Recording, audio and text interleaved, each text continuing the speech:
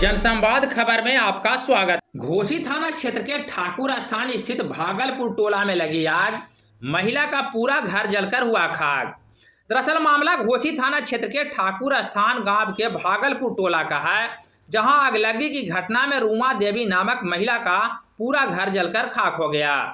हालांकि ग्रामीणों के द्वारा आग पर काबू पाने को लेकर भरसक प्रयास किया गया, लेकिन वे लोग असफल रहे। बाद में मामले की सूचना फायर ब्रिगेड के टीम को दी गई, लेकिन दमकल के गाड़ी पहुंचने के पहले ही पूरा घर जलकर खाक हो गया। घटना के संदर्भ में लोगों का बताना है कि आग लगने के कारणों का पता नहीं चला है।